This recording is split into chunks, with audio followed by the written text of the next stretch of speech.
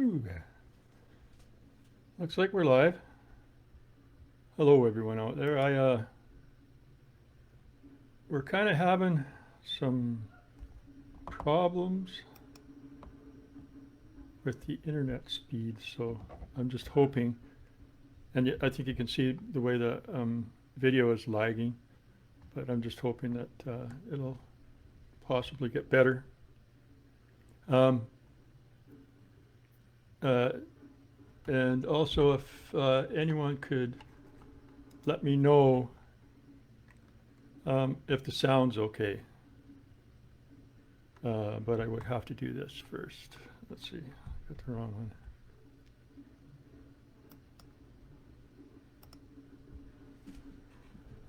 Oh, there's Carolyn saying hello. Is the sound okay? Like, can you hear me?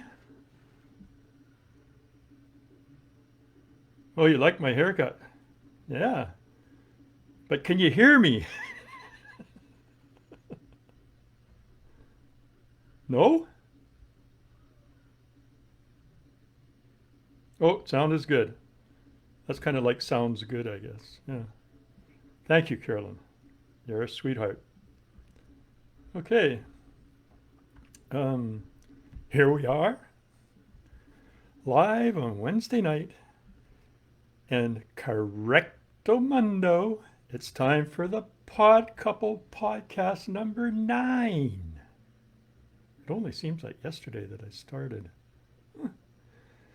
I'm David Gerard, your host for the evening. My brother Dave may make an appearance if he can remember his last name. As if. Oh yes, the disclaimer. The following account of past events is based on faction, and the ratio of fact to fiction remains in a constant state of flux. Figure that one out.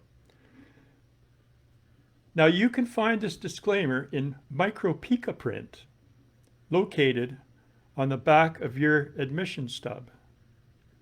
I trust that everyone received one as I put Dave in charge of the ticket distribution.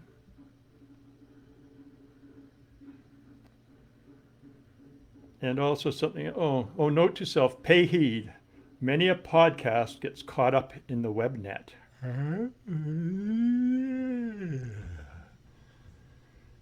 After last week's podcast, I was thinking, there's a chance that Mom and Dad woke up, but stayed in their bedroom and just let me stumble my way to the stairs and crawl the rest of the way to bed, where I disrobed before going to bed. They wouldn't have had to wait long for me to be fast asleep, so they could have gone in stealth mode, crept upstairs, grabbed my clothes, and planted them in the downstairs hallway. Awesome. Why didn't I think of this 42 years ago? I could have saved a small fortune in therapist fees. That's right. Okay, and now as Joe's watching and listening while I'm mowing the grass. Okay, Joe, cool. Current affairs. I decided to do a short section on current affairs this evening. So after 83 Mondays in a row, I currently find myself caught up in this steamingly never-ending COVID-19 affair. I didn't ask for it, and I'm guessing none of you did either, unless, of course, you have a propensity towards masochism. You probably think that we are all in some way tied together by this singles affair. Think again. You're all a bunch of two-timing good-for-nothing so-and-sos. Dave, what did you say, Dave? Okay. David That means you're a two-timer like everyone else. Oh yeah, Dave. That also makes you a two-timer. By the way, have you remembered what your last name is? Dave replied, yeah, that's real easy. It's the same as yours. I said, just as I thought. You can't remember. Enough already. It's a timeout for you in the penalty box, and today it's the bathtub. David asks, do I have to put water in it? And I say, not unless you want to get your bedding wet. That's where you always sleep, and it's got clean bedding. At least it was clean a month ago when you last washed it. Can you please remove the bedding when your 24 hours is over and do all the laundry? Because I think our once a month laundry day is long overdue. Oh, and don't forget to flush and leave the toilet seat up.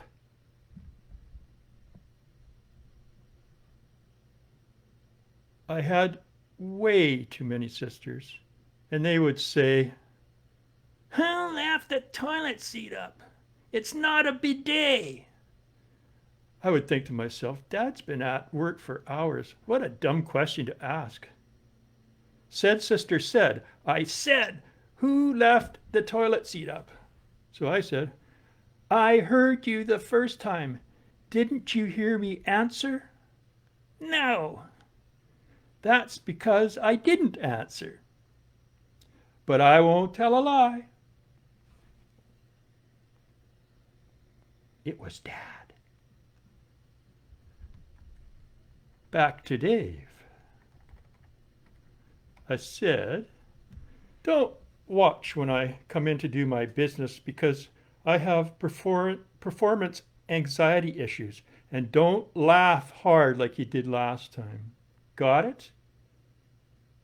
I think so, said Dave. But just to be sure, could you please repeat it so that I can record it on my cell phone? I said, first of all, Dave, give me my phone back. Thank you. I'll repeat it all right. Get your sorry ass into the bathtub, but before you do that, grab enough food and supplies for 3 days. Dave whimpered. I thought it was only 1 day. That's not fair. I said, keep talking, and not fair will quickly become 5 days. Gee, some people's brothers. What do COVID-19, Zoom, and current affairs have in common? A, nothing. B, something. Or C, none of the above. I'll just quickly rule out A and C, which leaves B, something. My answers are here and here. I bet you thought I was going to say here and there. Anyhow, here, H-E-A-R, COVID-19. You can't, sorry, COVID-19, you can't hear it, but you're sick of hearing it about it. In Zoom, its audio quality is not great, so it can be hard to hear for the hard of hearing. Current affairs. You may enjoy hearing about it. You may hear it when you don't want to. Haven't I heard this before? And then here, H-E-R-E. All three, I'm sorry to say, are here to stay. Regarding any, I better get a drink, this is a long one.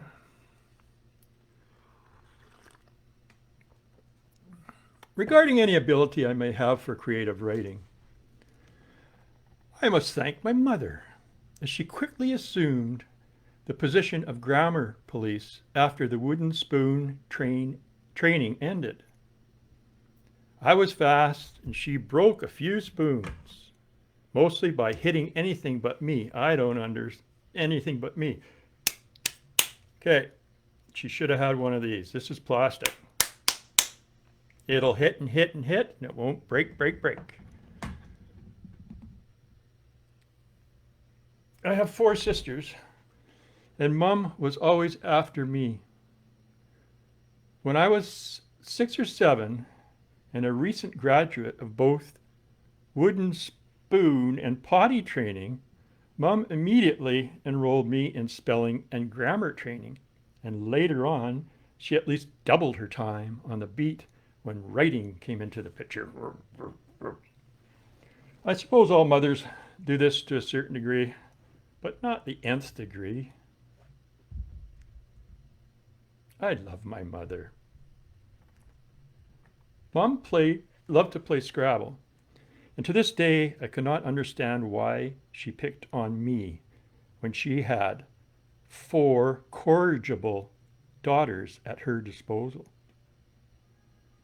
When we started to play, Mum would go first, and after a minute or two, she made her move. That was a real long minute, and I managed to squirm my way through it. She then said to me, "It's your turn." I froze, drew a blank. "Just take your time," she said. And after about 2 minutes, she said, "What's wrong? I can't find a word to spell, but if songs are okay, then I might have one."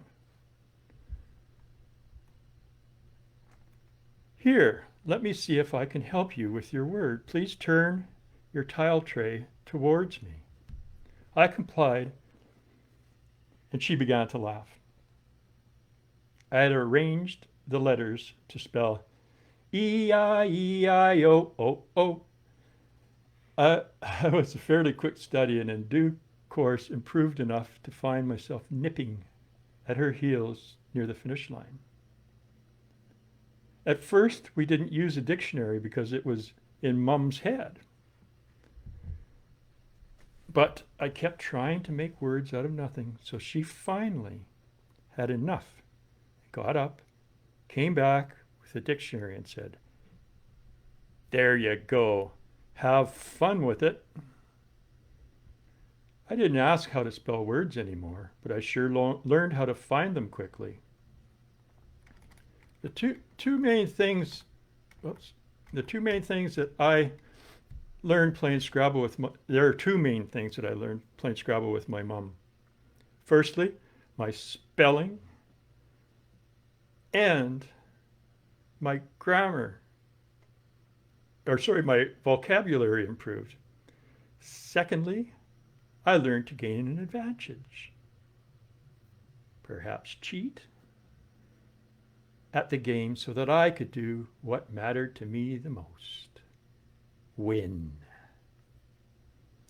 I discovered that the wood grain on the back of the tiles had slightly different patterns, somewhat like fingerprints. So to begin, I keyed in on the most important first.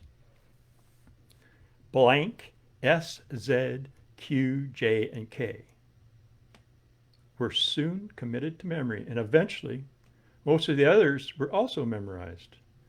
I became so proficient that at the beginning of a game, I could look at the blocks of face-down tiles and study them and make up words. Even 7-letter words, no problem. I was now winning most of the time, and I'm sure that Mum was rather perplexed, at least until a few years later, when a friend told her the tiles should go in a bag. So I was now picking blind like everyone else, except when I pulled too many tiles out of the bag and I decided which ones to put back. Subsequently, I didn't seem to get as many good letters, which was reflected in fewer points and more losses. At least we found another way to repurpose Crown Royal bags.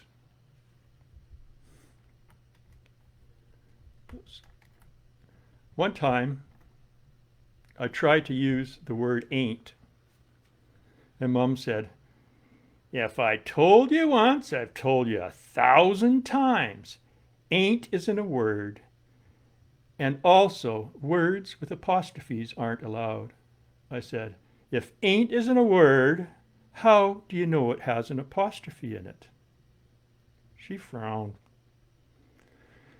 So I thought about it some more and said, if ain't isn't right, it's wrong. And if isn't ain't right because it has an apostrophe, then it's wrong. But if isn't ain't wrong, it's right. So ain't and isn't ain't wrong, right? And if isn't ain't allowed and ain't isn't allowed, both isn't and ain't are wrong, right? She said to me, "David, you are incorrigible. And I've told you many times you ought to become a lawyer because you can always argue your case." Perhaps I should have heeded the lawyer advice. Anyhow, so the game continued, and I pretended to be looking up a word for my next term, but instead I looked up the word incorrigible.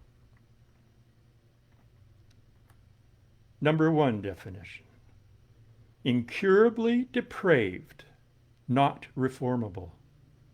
Number 2, impervious to correction by punishment or pain. Number 3, unmanageable. Number 4, determined, unalterable, hence impossible to improve on. Oh no, now I have a bunch more words to look up. I look up the words and more or less get an idea of the meaning. And all of the definitions seem to be somewhat harsh, but apparently Mom has a really good handle on word definitions because she thinks that I'm someone impossible to improve on. I guess that means I'm so good that there is no room for improvement.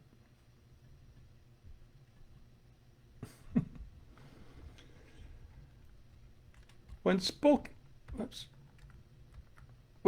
by dry-wit Brits, English can indeed seem rather dry. But a few years ago, when I began to write poetry, I soon discovered I could just make up words by creating compound words, and found through trial and error that the best ones to fool spelt check are the hyphenated compound words. So I decided to learn about them. I dove right into the webnet. Hold on a sec. Webnet is a hyphenated compound word. Well, Jiminy Cricket. Hey, that also could be a compound word. Compound words are formed when 2 or more words are joined together to create a new word that has an entirely new meaning. When it comes to compound words, there are 3 different types: closed form, open form, and hyphenated. An exception to the rule is called the David and Dave rule, which is when you use the same words to create all 3 types of compound words. So three separate words. A trump dump, 1 word.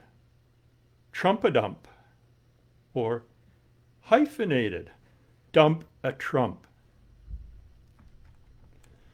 Just to clarify, the first example was slower than the second, and you may have noticed that the third word was the reverse order of the second word, and the letter T is lowercase throughout the examples.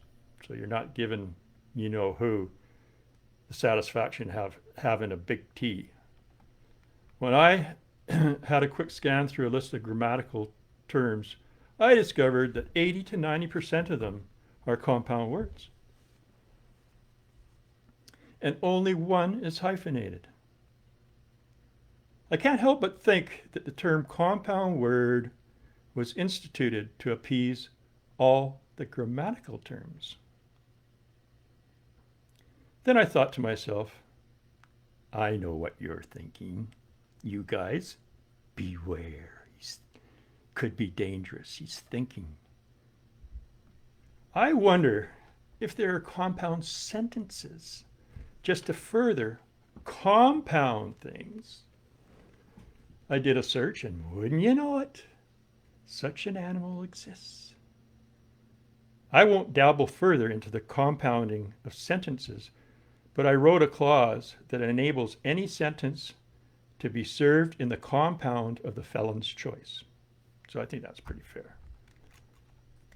I did learn a few things playing Scrabble. How to spell, count, spatial reasoning, and how to cheat. Although I knew how to do that before I started playing Scrabble. Maybe it helped me to refine my technique, though. In retrospect, I think the best part was just spending the time with Mum doing something that we both enjoyed, debating, and yes, playing Scrabble. Now, I know why Mum chose me to play Scrabble with. She knew that I was far more intelligent than any of my four sisters. Okay, I'm going to take a break. Well, not a break, but I'm going to take a look at the, grab the right mouse. Take a look at the comments if I can see them there. Okay, Lynn Cunningham. Loved your mum and her laugh. Wonderful. Well, she practiced how to project her laugh when she screamed all the time, I guess. I don't know. Jacqueline Jacks, I'm here. Hi, Jacqueline. Paulette. Ha, ha, ha, ha, ha. Okay. So, one more sip. Okay. Eureka! Necessity is the invention of motherhood. And to put the cherry on top, motherhood is a closed compound word. And come to think of it, I completely forgot about Mother's Day. I would like to say happy belated Mother's Day to all the mums and future mums out there. Yes, I'm delinquent by a month, but you know what they say. Better Nate than lover. Happy Mother's Day, Mum.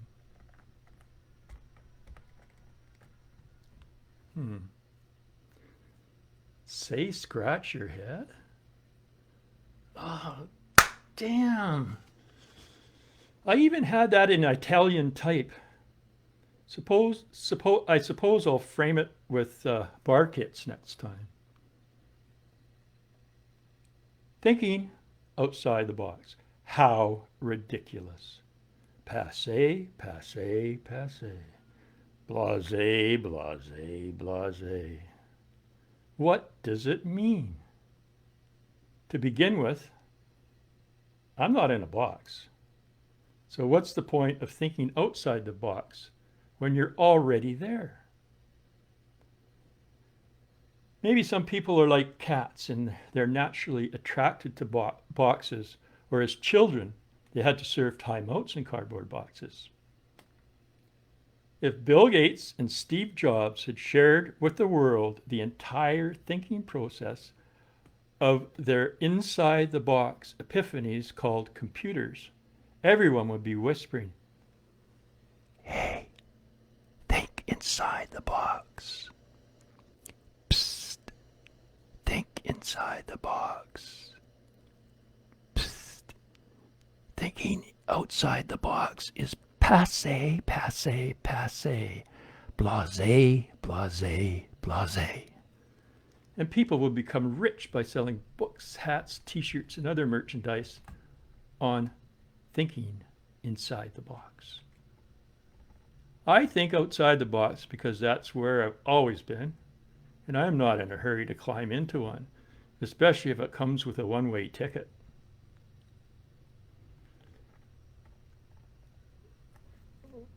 don't know if I can, if I've got this right, but I'll try it. Whoa, whoa, whoa, whoa, whoa, wah, whoa, whoa, whoa. Whoa, whoa, whoa, whoa, whoa, wah, whoa, whoa, whoa. Do you know the way to Passy? It's been away so long. I wrote this song to find my way. Do you know the way to Passy? I'm off to find my peace of mind inside the box in Passy.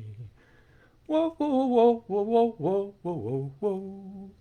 Whoa, whoa, whoa, whoa, whoa, whoa, whoa, whoa. There we go. My name was Dionne Warwick.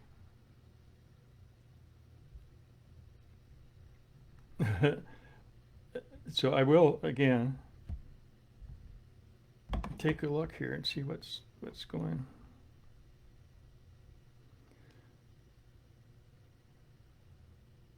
How do you cheat in Scrabble, said Lynn. You know what the tiles are before you pick them up, so you pick up the letters you want. Paulette, you wish. It must have had something to do with me being Mom's favorite. Joe Langdon, I have your Mom's travel scramble. Cool. I'll send pics when I'm done the yard. It smells like the house on Rainbow Road. Outside of the box is best, says Lynn. Okay. Let's see here. Oh, this is a good one. I think. I shouldn't say that my own stuff is good, but it's better than some of my stuff. Let's put it that way. The haircut. When I was still living at home and pretending to go to school, my dad sure knew how to press my buttons. My problem was that I couldn't press his buttons because they were well hidden. So I would press Mom's buttons instead, and I had that down to a science, to the point that on a good day, I only needed to press one button. But on a bad day, I had to press as many as two.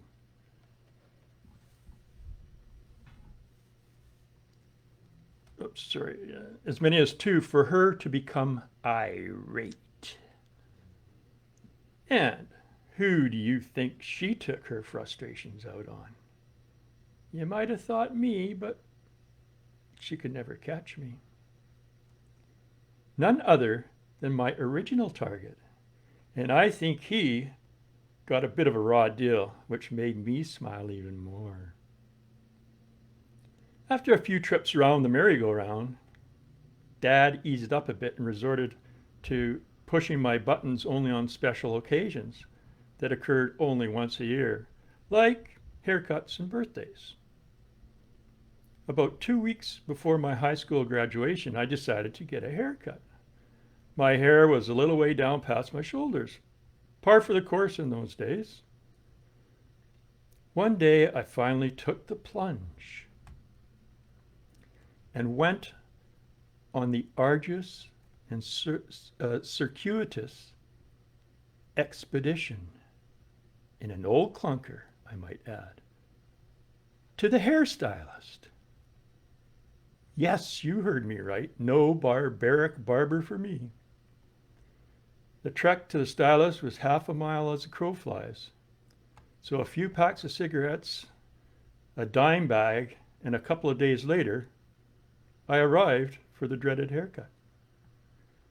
Just hold on for 1 second. Crows never fly in a straight line.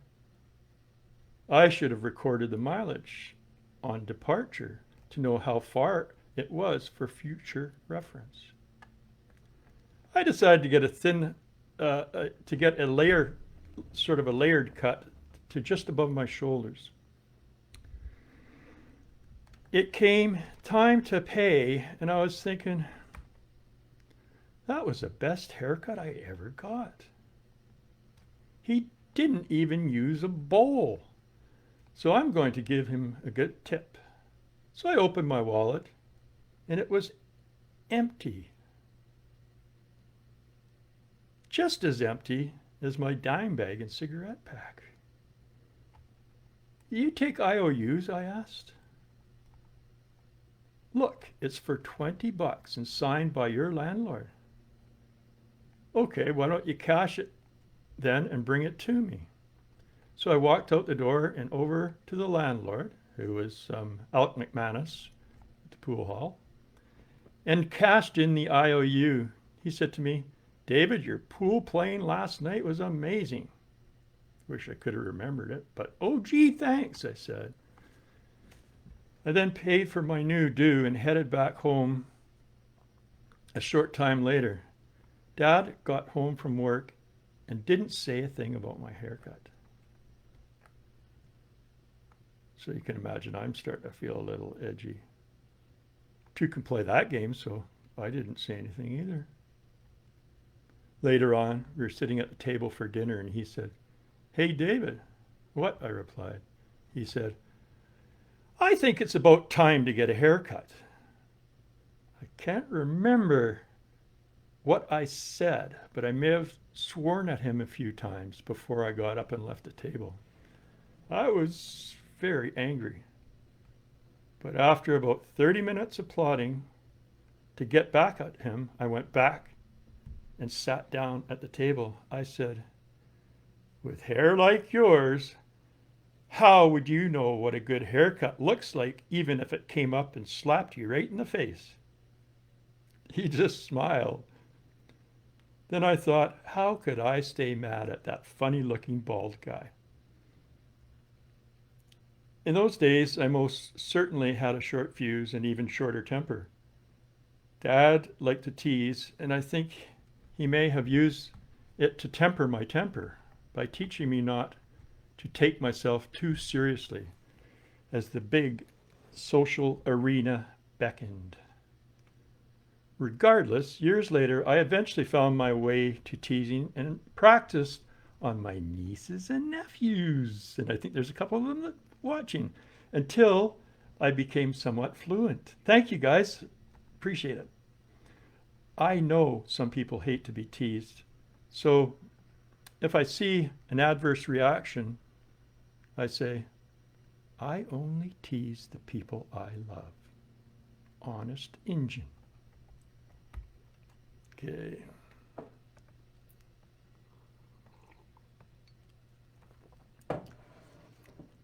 When I went to take grade 12 English for the 5th time, no, actually it was just, I was trying to upgrade. Teacher gave us projects to do on writers and stuff, and mine was Oscar Wilde. He's really a cool guy. Oscar Fingal O'Flaherty Wills Wilde, born October 16, 1854, Westland Row, Dublin, Ireland. Died November 30th, 1900, Paris, France.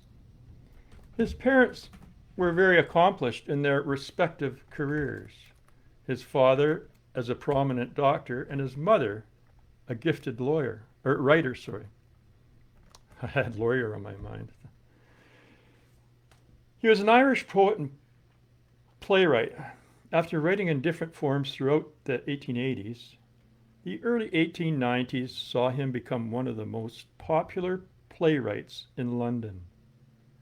Wilde and two of his Irish contemporaries, William Butler Yeats and James Joyce, you may have heard of them, were probably the three most famous Irish writers of their time, which wasn't too shabby, considering the countryside of Ireland was littered with great writers.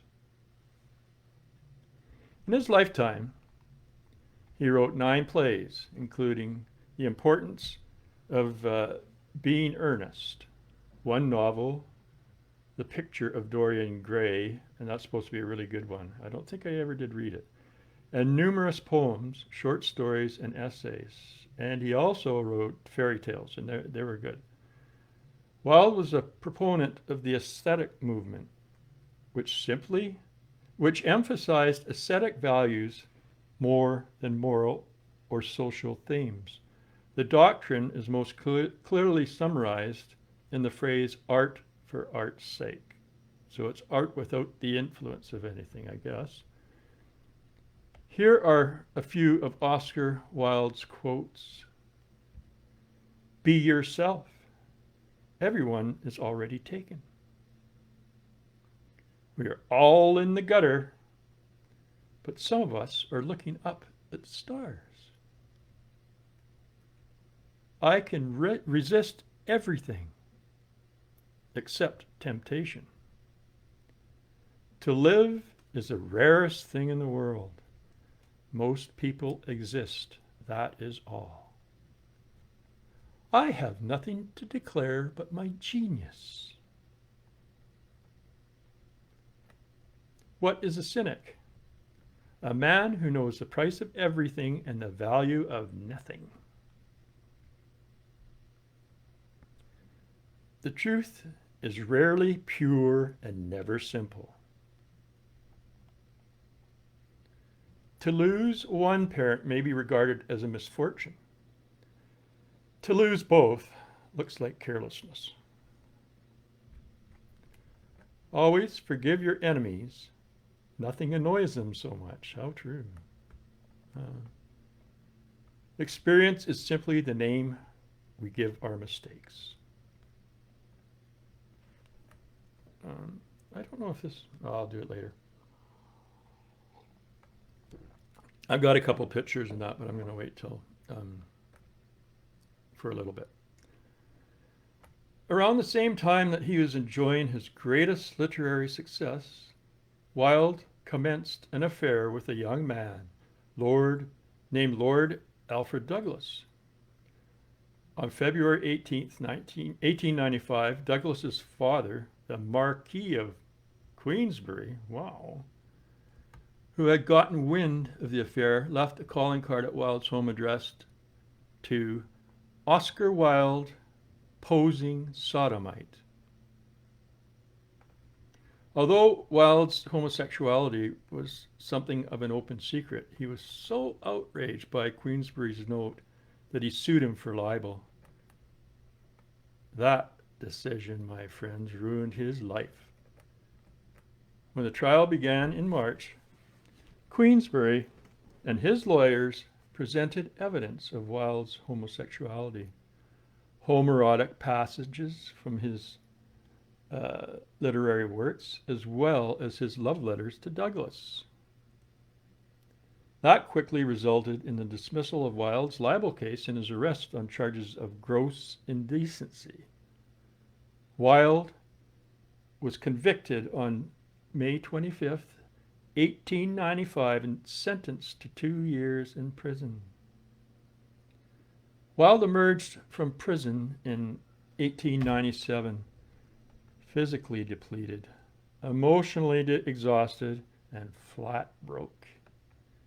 He went into exile in France, where, living in cheap hotels and friends' apartments, he briefly reunited with Douglas.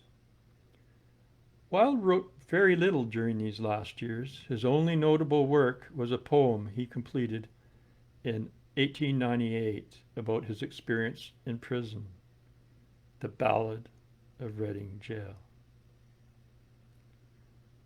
Wilde died of meningitis on November 30th, 1900, at the age of 46. Tragically, 120 years after his death, Wilde is still better remembered for his personal life and homosexuality than his literary accomplishments.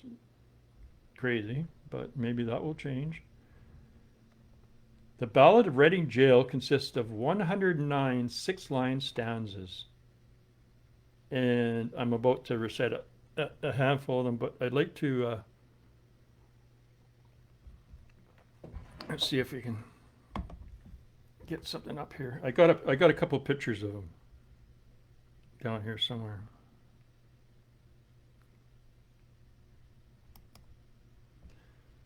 So that's one picture of him. standing, and I guess Natalie dressed, and he uh, the importance of being, oh, I can't remember, being earnest or whatever. There's a few plays. He was at that time, he was one of the most prominent playwrights in London. And there's another picture of him, just like a bust, shoulder, head shot. Cool guy. So let me do that. And take a quick look here. Paulette Langdon. Lucky Mum. We all knew how to press her buttons. Carol Langdon. Ha ha ha. Let me tweet you your Rose's little cheeks. Yeah, I remember that. I used to twitch their cheeks, you know, just. But the funny thing is that I'm like it doesn't bother me. It just doesn't. A little bit if there's one kid hanging off each cheek. And I remember little Joe used to get so, it twitch his cheeks and he'd just be pulling and pulling and, Uncle Dave, why doesn't it hurt? Well, I don't know. Lynn Cunningham, thanks for the piece of history. Oh, great. Okay, so where are we? I have to, oh, I can just go up to this one. I don't know what it's like with just this screen and that there, just a small one, but it does allow me to quickly look at comments. Okay. Now, the Ballad of Reading Gaol. I haven't read recently, and when I read it, I recite it. But it's, I think, maybe my favorite, or one of my favorite poems ever. Very lengthy, but you just get into that idea of being in jail and he really paints that wonderful, well, not wonderful, but paints the picture for you. Okay, so let me, oops.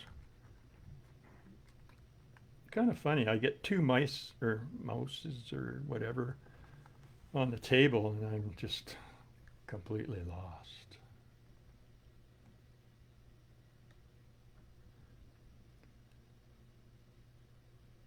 With slouch and swing around the ring, we trod the fool's parade. We did not care, we knew we were the devil's own brigade. And shaven head and feet of lead make a merry masquerade. We tore the tarry ropes to shreds with blunt and bleeding nails. We rubbed the doors and scrubbed the floors and cleaned the shining rails. And rank by rank we soaped the plank and clattered with the pails. We sewed the sacks, we broke the stones, we turned the dusty drill, we banged the tins and bawled the hymns and sweated on the mill. But in the heart of every man, terror was lying still.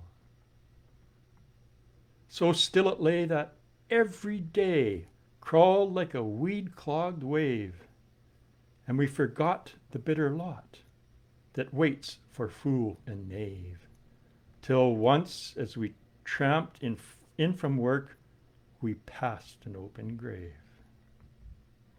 With yawning mouth the horrid hole gaped for a living thing. The very mud cried out for blood to the thirsty asphalt ring. And we knew that ere one dawn grew fair, some prisoner had to swing. Right in we went with soul intent on death and dread and doom, The hangman, with his little bag, went shuffling through the gloom, and each man trembled as he crept into his numbered tomb. So that's the bit that I got to read, and that's only about 5% of the entire thing. Now,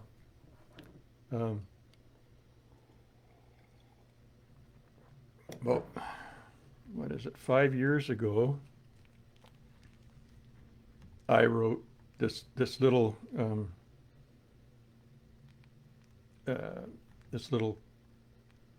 sort of poem, and it's called Wilde. Unaware of Oscar Wilde when I was a child, because he continued to be stigmatized for what he'd done decades ago. He was simply being himself. The world is an enigma of change, so it shouldn't seem strange that today he would fit in seamlessly like a link in a chain. Yeah, that's that. I've got sort of something here I guess I could, it kind of has to do with the intro, the outro intro. Well, let me, Jordan, hey Dad. Wow, that's a first, I think. Glad you took a look at it. You can if you would like, you can just go to my Facebook page afterwards, and it's there. But good to see you. Another issue that I'd like to address is one that states, if you're unsatisfied, in any way, shape, or form with the quality of our service and performance, you'll get 100% refund on the purchase of admission. This information is also on the back of your ticket stub in micro pica print. I made that word up. And to reiterate, I trust that everyone received one, as I put Dave in charge of ticket distribution, like I told you before. So if you didn't receive a ticket, please call Dave. His number is on the back of the ticket in micro pica print. And it's the tub extension. Although, if you don't have a ticket, you'll have to call a friend that has one. Good luck. All right. So I think oh yeah, time's up. A few minutes overtime. Really appreciate all of you who showed up or whatever. It's a long ways to go to Vancouver. And I intend to do the same thing next week if I can, make sure I've got enough material. What else was I thinking of? I don't know. It's time to go. You can do it fast, or you can do it slow. Where are you guys? Oh, peace out. Oh, one thing I was going to say is what I like about when the video is not quite right is you can go like this and do these fast ninja moves. It's cool. People just don't know how fast you are. Anyhow, love you all. And again, peace out. See you next week, I hope. Bye.